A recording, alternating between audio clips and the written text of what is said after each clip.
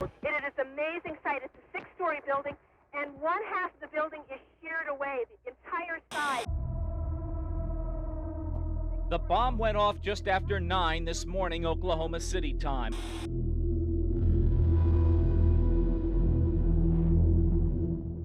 You haven't seen my daughter, have you? Seemed like the whole world ended. I mean, the ceilings and window glass come out. Boy, it's just deafening, the sound of it. I mean, it was bad news.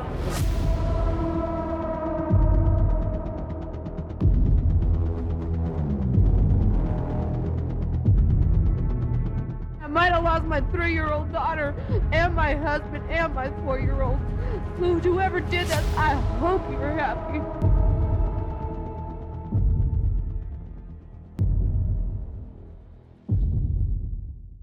This month marks 30 years since the deadliest act of homegrown terrorism in the United States, the bombing of the Alfred P. Murrah Federal Building in Oklahoma City. I'm King 5 Chief Investigative Reporter Susanna Frame.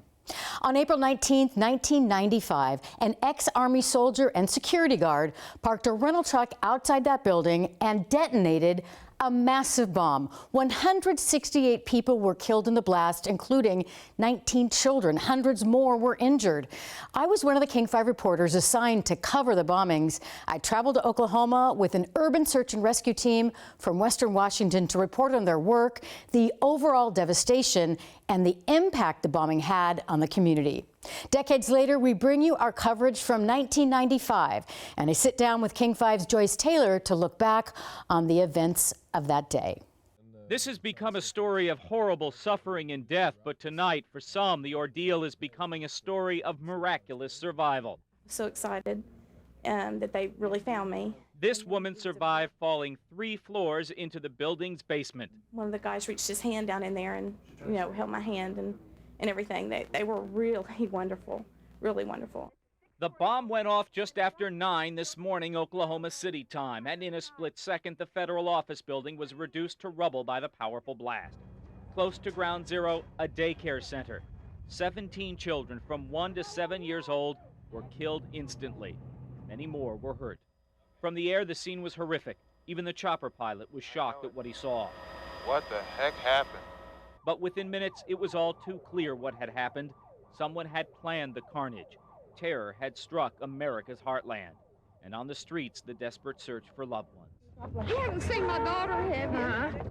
So far, there are no prime suspects, although investigators have contacted the National Car Rental Office at the Dallas-Fort Worth Airport looking for information on who may have rented a particular car or van.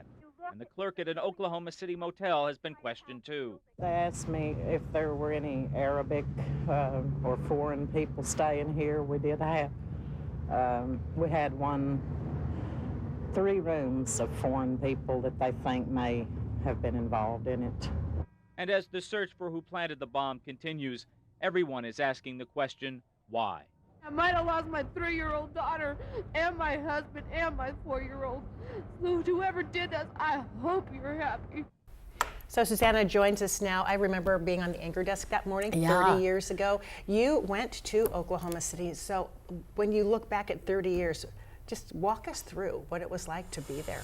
Well, the first thing I remember is it looking like a war zone. You saw the blown out building. It looked like something you would see in Beirut, Right. And there were so many people there, rescue crews scurrying all around, many of them with their dogs, one from the Pacific Northwest who I was embedded with. Also people waiting to hear the status of their loved ones. You can imagine that scene. Just people praying and hoping that there was going to be signs of life coming out. And another thing I remember is that was so devastating, 1/3 of the building gone. But there was damage to buildings. I mean, buildings blown apart 6 blocks away. And I remember going to those other buildings that used to be restaurants, used to be insurance companies. So a lot of buildings, a lot of people were impacted at 9 o'clock in the morning 30 years ago tomorrow. And the initial shock was that it was at a federal building, that it was a moving truck that was sort of responsible, the sort of the point of the blast. And then on the 2nd floor, there was the daycare. Oh my gosh, the daycare, that 19 was children. absolutely chilling. We were with that Pacific Northwest search and rescue crew that got to the daycare. They had to pull out so much rubble. It was on the second floor. I remember that being a horrible day. And another thing I remember, Joyce, is being so personally affected by it. You know, we cover a lot of tragedies.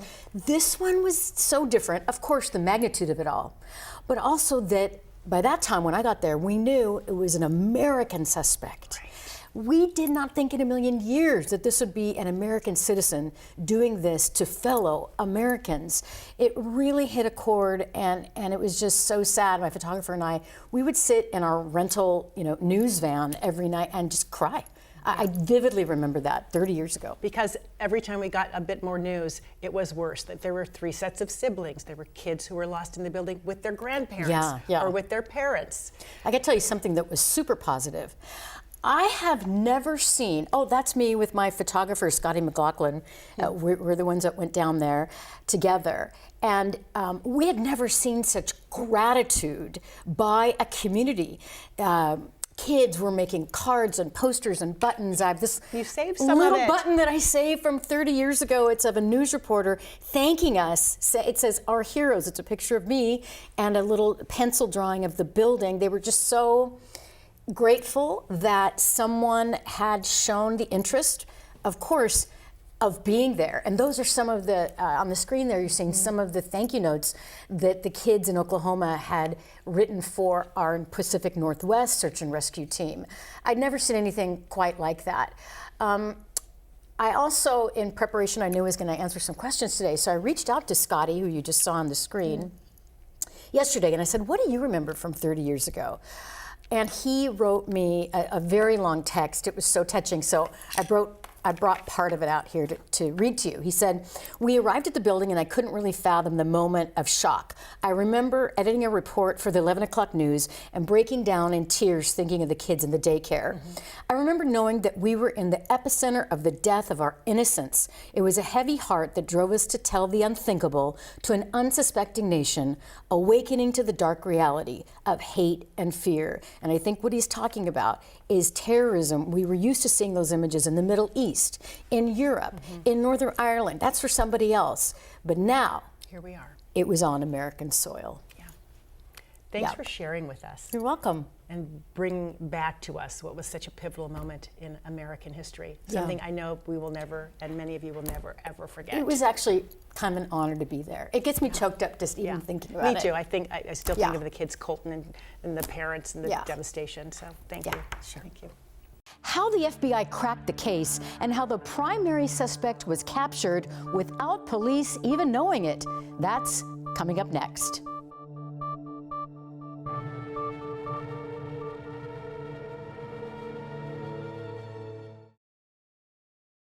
After the horrific bombing, the FBI arrived on the scene to piece together what happened, who did it, and why. Here's a look at King 5's reporting from Oklahoma City as the investigation unfolded. The crowd erupted in catcalls and jeers as bombing suspect Thomas McVeigh was led in handcuffs away from a courthouse in Perry, Oklahoma, where McVeigh had been stopped on a traffic violation just 90 minutes after the explosion. He was jailed for 2 days before authorities realized who he was. The second suspect, Terry Nichols, surrendered this afternoon in Harrington, Kansas. At the same time, federal authorities raided a farm in Decker, Michigan, said to be owned by James Nichols. He's identified as Terry Nichols' brother. At this point, authorities say they're searching for whatever clues they can find to help them solve this case. And they add, they still don't know what the motive is behind the bombing. But friends of the suspects say they belong to a fringe group. Jim has told me things, about this group's beliefs. And what has he told you? That it's nationwide, and that they've got plans to eliminate the government. Plan to eliminate and it? You know that violent plans, like? Violent plans, yeah. The arrest of the two men seems to point the finger at a domestic and not a foreign plot to terrorize the U.S. At this point, every evidence indicates that it is domestic in nature. we should not assume that any people from beyond our borders are involved in it. Both suspects are expected to be taken to Oklahoma City, scene of the bombing, for further questioning. The investigation is still early. Many of our findings are preliminary. We have a long way to go. Melissa and Jay Sawyer traveled more than 500 miles from Illinois, only to find that their 51-year-old mother is dead. Dolores Stratton was working on the 5th floor when the building collapsed. My mom had a job and she was there doing it, and it hasn't accomplished anything. All they did was take my mom away from my brother and I, and she left behind a grandson. Anger at first, denial. Even at the funeral home this morning, I still didn't want to believe it was her. And the mood is equally dismal outside. It rains relentlessly for 10 hours, adding weight to an unstable structure and misery to the already ugly task of pulling out bodies. Yeah, it's causing us some problems, but we're trying to get through that and do the best job we can. A local TV meteorologist warns rescuers of lightning, hail, and a wind chill factor of 20 degrees. Wind is really, really blowing, and it's been blowing since I got here at 4 o'clock this morning, and it looks like it's going to blow the next 24 hours at least, and the rain's not going to end until late tonight, so. But the rain doesn't stop Oklahomans from gazing at what now has become a tomb. They stand seemingly hypnotized, as if looking for a way to comprehend this tragedy. I really feel for them, you know. I mean, we've had beautiful weather up until they need it, and then they don't get it. It's just wish them the best, you know. I know, can't imagine what they're going through at all. The grim scene tonight at the Murrah Federal Building, where there seems to be little hope remaining of finding more survivors buried in the wreckage. And for the first time tonight, we are hearing from the Oklahoma State Trooper that stopped Timothy McVeigh, the accused bomber, just moments after the blast, when he noticed McVeigh's car did not have a license plate. I don't feel like a hero. I just did my job. Troopers out there on the road every day and other law enforcement officers that do the same thing. I'm no different than they are.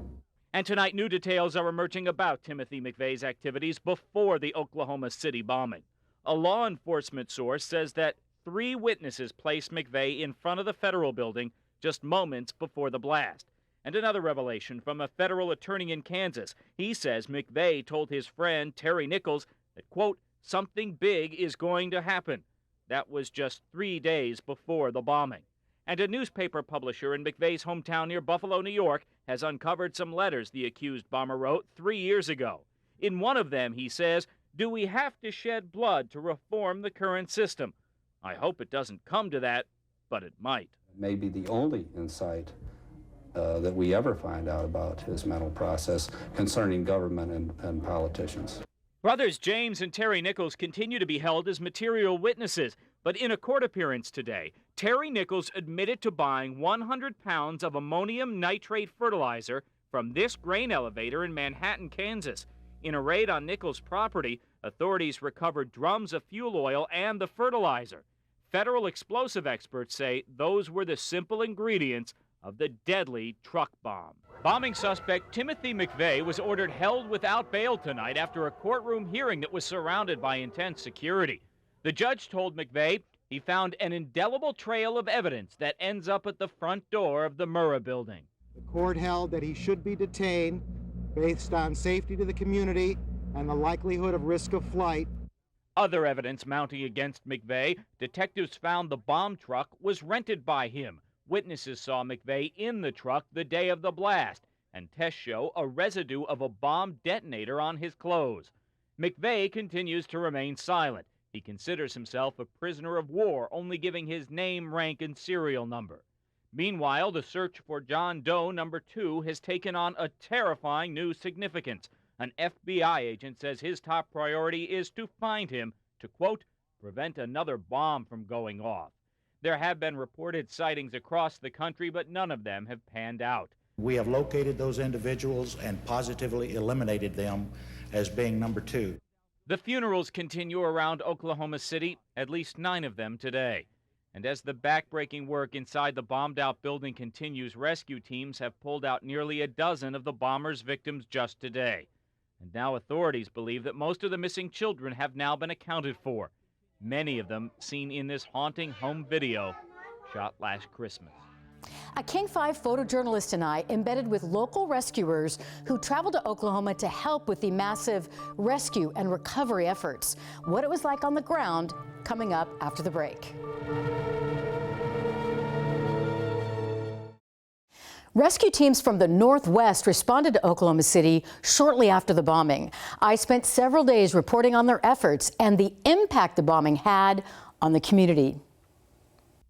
Where'd that case of water end up? We're going to be primarily working on the rebel file, removing rubble, and looking for victims. So it looks pretty grim. I think everybody's aware of that. So right now we just want to go out and work and help the people of Oklahoma City out.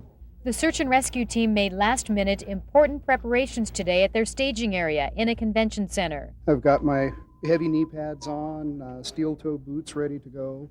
Are you apprehensive at this point, or do you feel like, hey, we need to get going? We need to get going. I'm ready to go out and do what we've been training to do.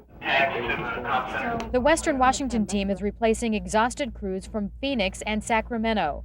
Those that have been here from day one tell us the help is badly needed. Don Browning of Oklahoma City and his dog Gunning need a break. The guys and their dogs have just about had their full share for this for right now, and so it's really enlightening to know we've got some other crews coming in to replace them. The Puget Sound Rescue Team's mission is to join others pulling rubble, crawling into the tiniest of spaces, looking for victims and a possible miracle. They've brought thousands of pounds of equipment to do the job. Everything from generators to cots were hauled over to the site. The men and women tell us they are technically prepared, but do not know how they'll hold up emotionally. You gotta try and get over there. I'm not old enough to have been to any wars, so not even. That's probably the only thing you could compare it to. The help is not taken for granted here. In the midst of this crisis, there are touching gestures of thanks. Family members of victims have made hundreds of tiny ribbons for the rescuers. Each one has a little gold angel.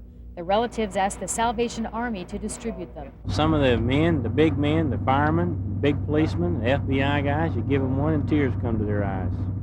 And they thank me like I'm the people that made it. I didn't make it. I said, you need to thank them. I don't know how you can do that. Everybody got kind of choked up about it. It says, good job from Surrey Hills Elementary. You've done the best job. I really appreciate it. Thanks. It says, dear rescue worker, you are doing a fine job. Everyone appreciates what you are doing. Love, Jessica L. Homerding, Surrey Hills Elementary. Grade school children from Yukon, Oklahoma delivered a big box dozens of carts deep to Seattle area rescue workers. Some of the kids have relatives still trapped inside. Dear rescue worker, I want to really thank you for what you've done. I have a cousin that is in there, and I know she will be all right. Thank you for giving up of your life to help other people. Thanks a lot. From Joshua Mugenborg from Yukon, Oklahoma. The search team got back from their first shift exhausted late last night. They'd spent their shift hauling concrete rocks one by one. The yellow box was waiting for them at their staging area. It's amazing to us because we didn't expect this kind of an outpouring of love. We've just been really working hard and got back here, and this is just absolutely terrific. The box from the kids even included little towels with each note. Ron Hoyt from Central Pierce County Fire Department teared up thinking of the thoughtfulness. They know it's a dirty job. And so their thought was to help us clean up once we got back. That's something. The Puget Sound Task Force hit an important goal during their first full 12-hour shift. The team dug by hand to floor number 1, where the daycare center is located. These guys got there. We got the rubble moved, and we're on the first floor in that particular section. So it's the first time we've seen the floor, so yes, it was a milestone. Searchers and their dogs came off the shift exhausted, but with a sense of accomplishment. The reason I got involved 20 years ago, I had 2 friends that were never recovered from a canoeing accident, and I want to make sure that anybody has the opportunity to have a body to bury. So it's really important. It's really an honor for me to be able to be involved. The federal building's devastation is indescribable, but Seattle area rescuers are amazed by the damage that the 4,800-pound bomb did to other Oklahoma City buildings. It blasted windows for 1.5 miles.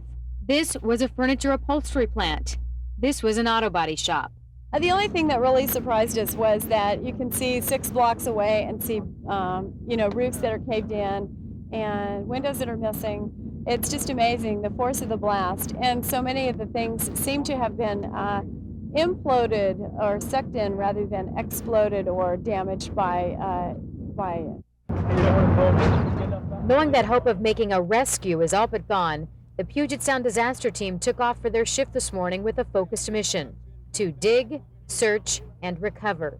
The ongoing reports are they're not finding as many people as they had expected early on, so that kind of leads us to believe that we're going to be the ones to find the main pockets of the bodies down there. With the previous night's setback of a collapse inside the building, Western Washington crews went inside with a massive job ahead to try to get the work going again. Everybody is anxious to get this going, everybody, the workers as well as the people.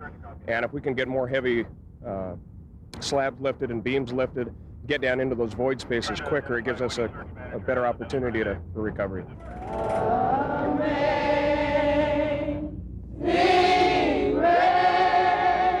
Unexpected and appreciated forms of support keep appearing for those having to work inside.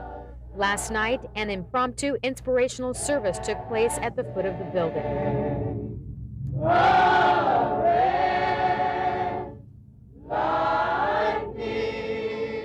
When they start moving from the rescue to the recovery phase, that probably means the city is more acknowledging that the chance for life is fading and we can move faster, and it's part of the closure of this whole thing.